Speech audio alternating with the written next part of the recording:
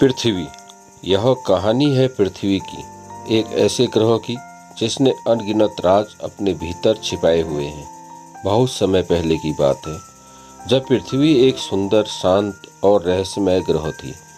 चारों ओर हरियाली थी, नीले समंदर थे और चमकीला आसमान था।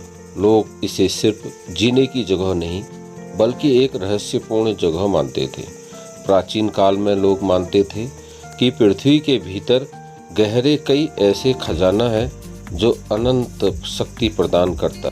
इस शक्ति का रहस्य पीढ़ियों से राजा, महाराजाओं और वैज्ञानिकों को अपनी ओर खींचता रहा है। एक दिन एक ज्ञानी संत, जिन्होंने जीवन भर साधना की थी, अपने शिष्यों को बताया कि इस शक्ति तक पहुंचने का एक तरीका है।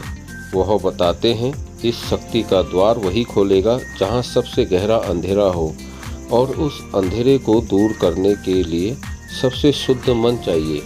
यह सुनकर उनके शिष्य चकित हो गए और कई राजाओं के कानों तक यह बात पहुंच गई। फिर शुरू हुई खोज की यात्रा।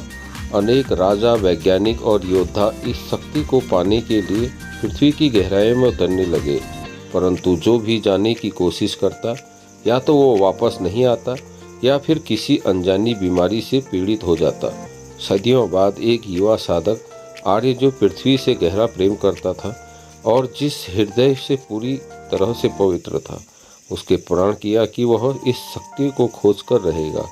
आर्य ने संतों के बताए रास्ते पर चलते हुए वर्षों तक तपस्या की और अनंत उसे पृथ्वी के उस गुप्त दरवाजे तक पहुंचने का मार्गदर्शन मिला। उन्होंने देखा कि दरवाजे के बाहर सच्चे प्रेम और निष्कपटता का संदेश लिखा था। उसने अपने हृदय को पूरी तरह से निर्मल कर दिया और धीरे धीरे दरवाजे के पास पहुंचा। जैसे ही उसने दरवाजा खोला, एक तेज प्रकाश उसके चारों ओर फैल गया और उसे एक अद्भुत अनुभव हुआ। वह प्रकाश न केवल ज्ञान का प्रतीक था, बल्कि जीवन का स्रोत भी था। आर्य को तब से यह समझ में आया कि पृथ्वी का सबसे बड़ा खजाना बाहर की दौलत नहीं, बल्कि उसकी प्राकृतिक, उनकी सुंदरता और जीवन के प्रति उसका प्रेम ही था। उसने इस ज्ञान को दुनिया के सामने साझा किया और लोगों को यह सिखाया कि पृथ्वी की असली शक्ति प्रेम और सच्चाई में है। इस तरह पृथ्वी का सबसे बड़ा रहस्य उजागर हुआ और लोगों ने उसकी अद्भुतता को समझा। आर्य की यह शिक्षा धीरे धीरे चारों ओर फैलने लगी। उसके द्वारा बताए राजाओं, साधुओं और आम लोगों तक पहुंची। उसने बताया कि अगर हम पृथ्वी से प्रेम करते हैं, उनका सम्मान करते हैं और उसे किसी स्वार्थ या लालच से नहीं, बल्कि सच्चे दिल से सजोते हैं, तो पृथ्वी हमें हमेशा खुशियों से नवाजेगी। उसकी बातें सुनकर कई राजाओं ने अपने राज्य में बड़े बड़े बदलाव किए। उन्होंने अपने सैनिकों से कहा कि अब वे युद्ध नहीं करेंगे, बल्कि अपने राज्य की देखभाल करेंगे और पेड़ पौधे लगाएंगे। लोग उनसे दिखाए मार्ग पर चलने लगे। जंगलों की कटाई बंद हो गई, नदियों को स्वच्छ रखा गया और खेतों में नए पौधे लगाए गए। पृथ्वी की सुंदरता और बढ़ने लगी और उसकी शक्ति का प्रभाव सबके जीवन को महसूस होने लगा। आर्य ने हर जगह यात्राएं की और लोगों को समझाया कि पृथ्वी कोई साधारण ग्रह नहीं है।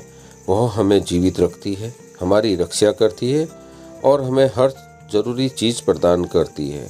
अगर हम पृथ्वी का सम्मान करेंगे तो वह हमें अमरता का एहसास कराएगी।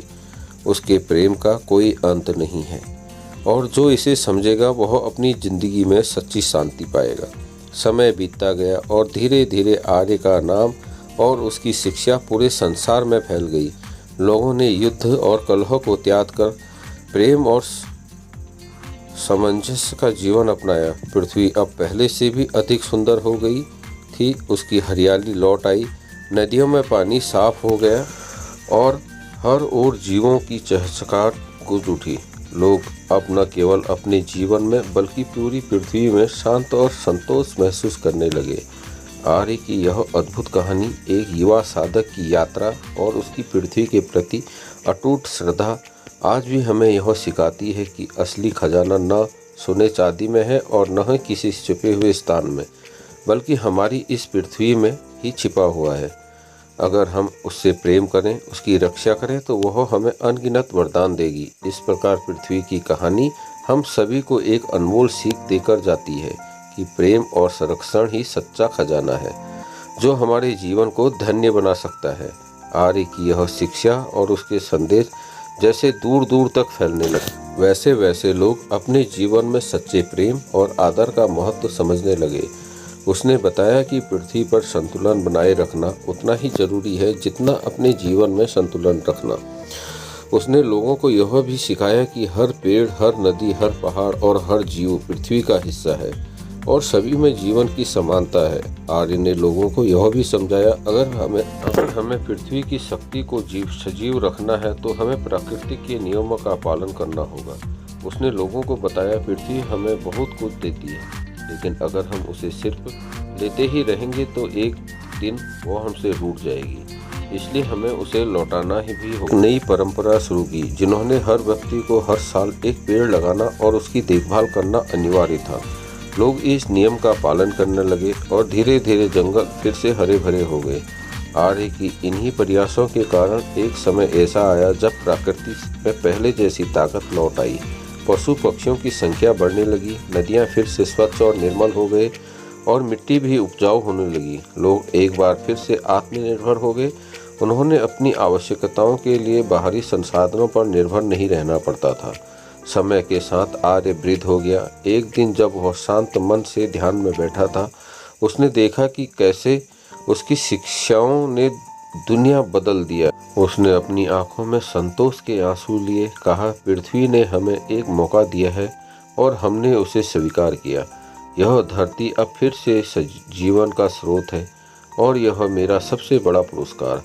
आर्य के इन्हीं प्रयासों के कारण एक समय ऐसा आया जब प्रकृति में पहले जैसी ताकत लौट आई। पशु पक्षियों की संख्या बढ़ने लगी, नदियां फिर से स्वच्छ और निर्मल हो गए और मिट्टी भी उपजाऊ होने लगी। लोग एक बार फिर से आत्मनिर्भर हो गए। उन्हें अपनी आवश्यकताओं के लिए बाहरी संसाधनों पर निर्भर नहीं रहना पड़ा। समय के साथ आर्य वृद्ध हो गया। एक दिन जब वह शांत मन से ध्यान में बैठा था, उसने देखा कि कैसे उसकी शिक्षाओं ने दुनिया को बदल दिया है। उसने अपनी आंखों में संतोष के आंसू लिए कहा, पृथ्वी ने हमें एक मौका दिया है और हमें उसे स्वीकार किया। यह धरती अब फिर से जीवन का स्रोत है और यह मेरा सबसे बड़ा पुरस्कार